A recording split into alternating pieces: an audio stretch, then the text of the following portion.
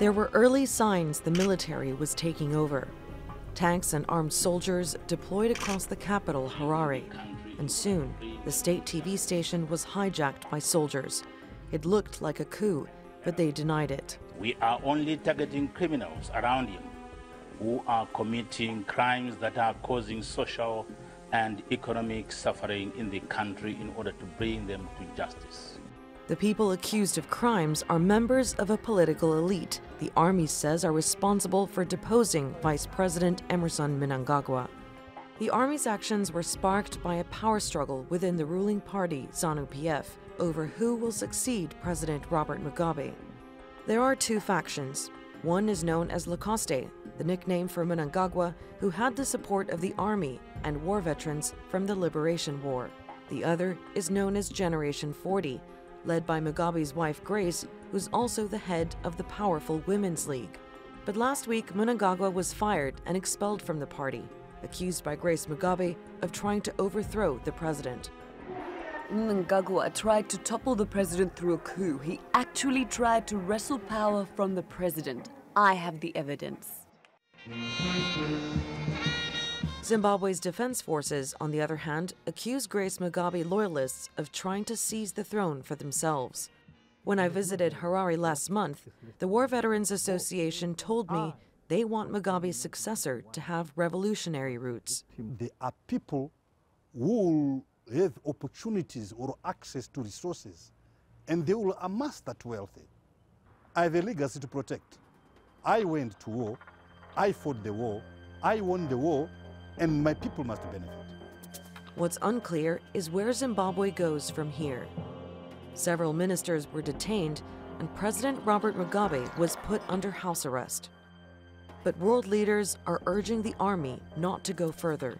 I am hoping that the defense force will not move and do more damage, that they will be able to respect the Constitution of Zimbabwe as well as the people of Zimbabwe.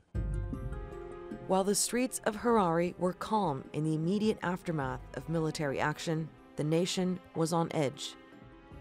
Could this be the beginning of the end of Mugabe's 37-year reign?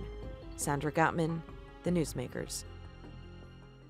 Let's go to our panel now. In Zimbabwe's capital, we have Bright Matonga. He was once Robert Mugabe's Deputy Information Minister. Also in Harare, we have former Finance Minister Tendai Biti. He was a member of the MDC and PDP opposition parties. Gentlemen, good to have you on the Newsmakers. Let me ask you, Bright Matonga, it looks like a coup, it sounds like a coup, so why isn't the military calling it a coup? Look, you can call it a coup and whatever name you can give it. I think the most important thing for the people of Zimbabwe is that there's going to be a new dispensation by whatever means. But I'm happy to say that the process has been very smooth. They used soft power, they used persuasion, they used the constitution. They tried to reason with the president and his cabinet. They were not willing to listen to anybody. So constitutionally, the army had to give a warning and say, hey, whatever is happening within your party, it has to be resolved because it has got serious repercussions on the security of the country. And the army should not be found to be interfering in political affairs of the country. That was, they received a deaf ear, and majority of Zimbabweans are happy that something was done, something is being done, and it's good for the future of Zimbabwe. It's good for our relations. What I can assure you and what I can tell you from Harare is that it's very peaceful for Zimbabweans, peaceful for foreigners. Airplanes are coming in and going out. Obviously, the situation has been very tense in the morning. But the most important thing is that there is going to be a new dawn for Zimbabwe. Okay, well, we'll have to wait and see. Tendai Biti, I know you were a minister when it was a unity government, but you've built your entire career in the opposition, in opposition to Robert Mugabe. I'm assuming you must be a little bit torn here because Mugabe is on his way out, but it's a military coup. You can't really cheer a military coup, can you? Well, I think that no one should ever celebrate a military coup because that is an invasion of the constitution. So there's no question about that.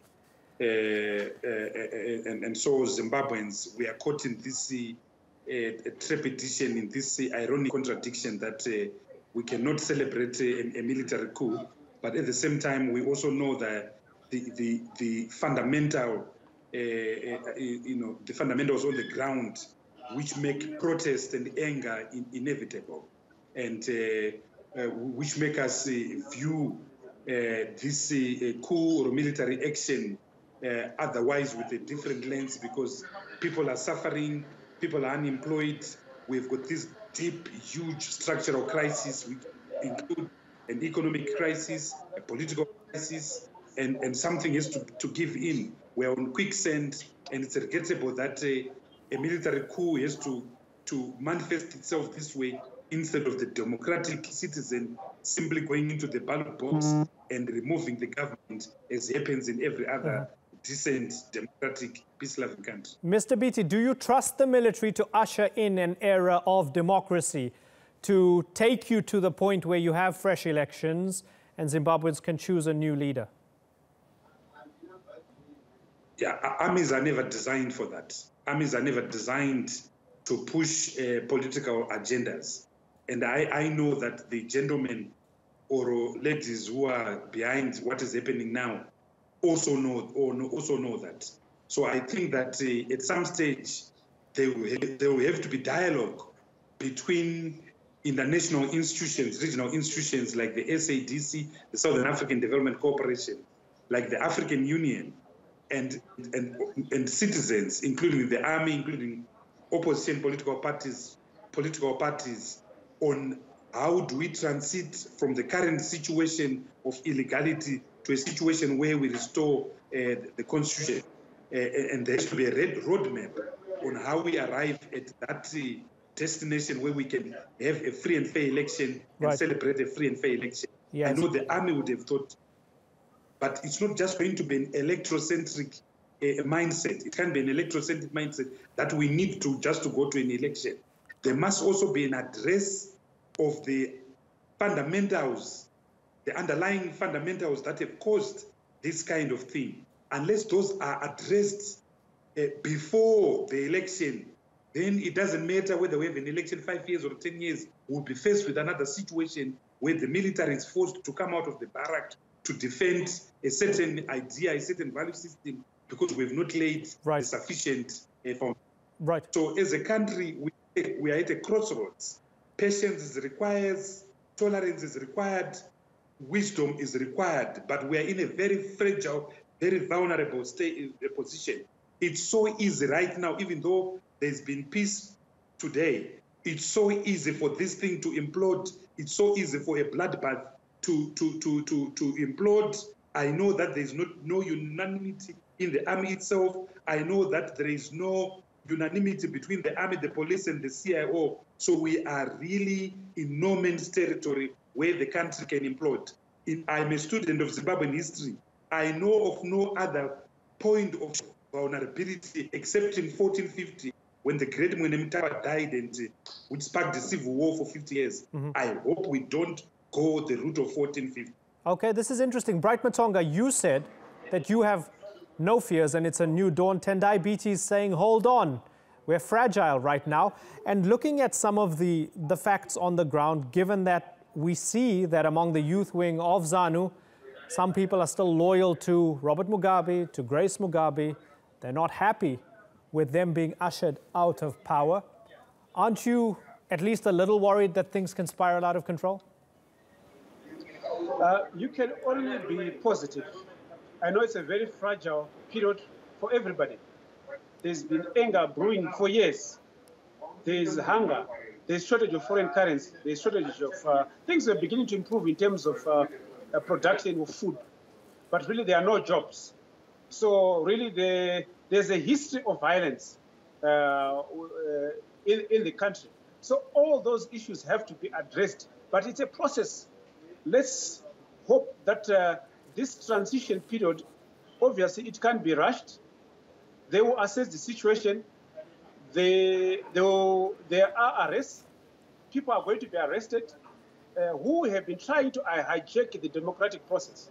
This is obviously a very fragile period for Zimbabwe. I'll be lying to say that the army is going to be, they will leave tomorrow to go back to the barracks. I think it would be very naive for anyone to think that way. Right. Bright, we just pray that they, Bright, let me come in here. Let me ask you if you have any personal regrets, right? Because the problems didn't really start with Mugabe purging within ZANU. Yes, it's been happening. Mnangagwa was fired. There were inner purges. Obviously, something set off the army. It could be because Mugabe was preparing for his wife to be the next president. It's tough to know. But the problems didn't start with recent events. Mugabe has collapsed the economy in the past. He's stripped white farmers of their rights and kicked them off their land and so on.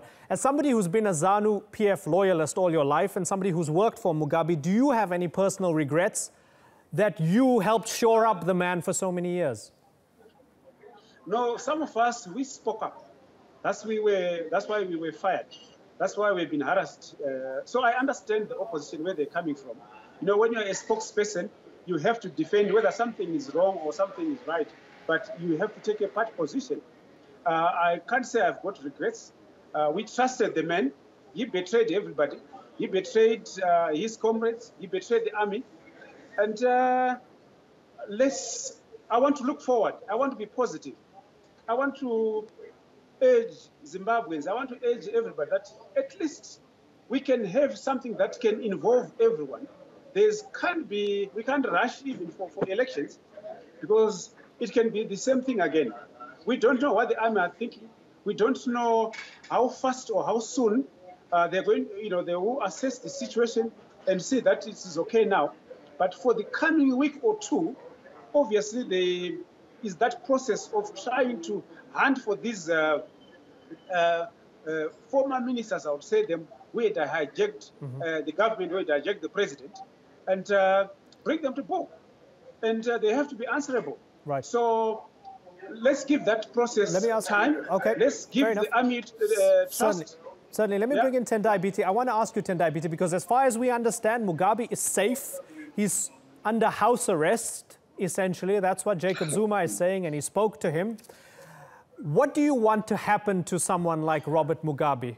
He's old, he's 93 years old. What do you want to happen to him, Tendai?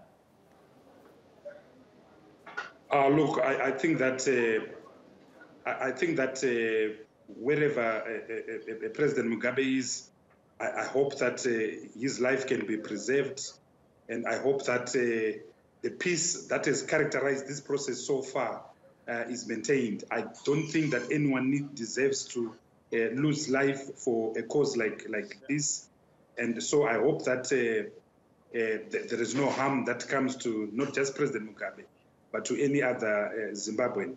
But I also hope that President Mugabe, in his wisdom, should also recognize that these things are happening because there's been closure of political space for so many years. These things are happening because a narrow elite has monopolized the state power. These things are happening because the state has failed to deliver over a long period of time, over a period of 37 years. 95% of our people are unemployed. 82% of our people are living in extreme poverty, surviving on less than US 35 cents a day. We've got over 4 million people that are in their diaspora, who are largely economic refugees. 37 years after independence, less than 30% of our population has access to electricity. Less than 45% of our people have access to covered ablution facilities. So something has to give in. The ideal situation is that we should have a democratic transition where elections take place. But we have this situation now. And we have this situation, let's condemn it, but let's also understand that, as Bright says, the soldiers are not going into the barracks today. So let's see whether we can create an opportunity of laying the foundations of a sustainable Zimbabwe. And in this regard, the soldiers must open up dialogue with Zimbabweans, with the SADC, the African Union, and the UN Security Council. This is our roadmap of handing over to an elected civilian authority. And this roadmap will have the following signposts around electoral reform, around perhaps stabilizing the economy, around perhaps ensuring that the international community understands what is being tried to do. So it's not a time for slogans, it's a time for reflection, it's a time for introspection, it's a time for prayer, it's a time for thought leadership, which is one thing that has been missing in our country for the past 37 years. It's a time for vision, which is one thing that unfortunately President Mugabe was never blessed with. Bright, Emmerson Mnangagwa's name has been floated as a possible interim president. Lots of rumors on Twitter, in the newspapers, everywhere. It's difficult to follow the truth in the past day or two coming out of Zimbabwe. But if he is chosen by the army as an interim president, would that be the right move? Right now, as we speak, there is no official ZANU-PF Twitter account. There is no official ZANU-PF Skype. There is no official ZANU-PF Facebook account. So anything that you see on the wires is fake. Right now, the issue is never about Emmerson Mnangagwa. The issue is about the people of Zimbabwe. We have been suffering. Just like every one of us, we've been victims of our own system. So Mnangagwa was the latest victim. He was also fired. Yet he's been defending the president all his life. He was sentenced to death when he was an 18-year-old and served 10 years. And for the president or whoever was advising him to treat him that way, I think it pained everyone, all Zimbabweans, the international community. The people felt for Emmerson Mnangagwa. But this process of soft power transfer was never about an individual. Let's make it that very clear. Let's not even speculate as to say who is going to be interim president. Because right now we still have got President Mugabe. He hasn't been kicked out. He's still the president. So we want due process to take place. I know there are discussions going on with the generals and their commander-in-chief. And we hope that obviously there will be positive developments.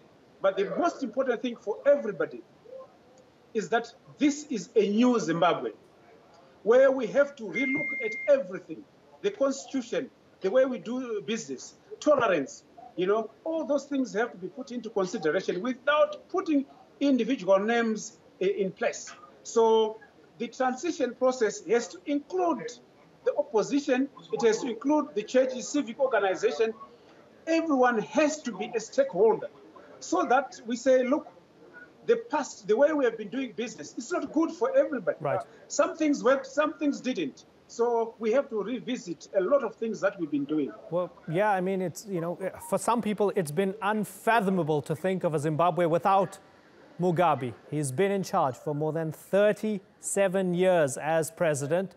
Some good times for a lot of people, some terrible times for many, especially in the latter years. This could be the moment where he loses power. At the moment, the military is in charge of the country. It's an uncertain, it's a confusing, and it's a hopeful time for a lot of Zimbabweans. Gentlemen, I thank you both for taking the time to talk to us on the Newsmakers. Looking forward to talking to both of you in the coming weeks and months as we follow the Zimbabwe story closely. Thank you very much for joining us on the Newsmakers.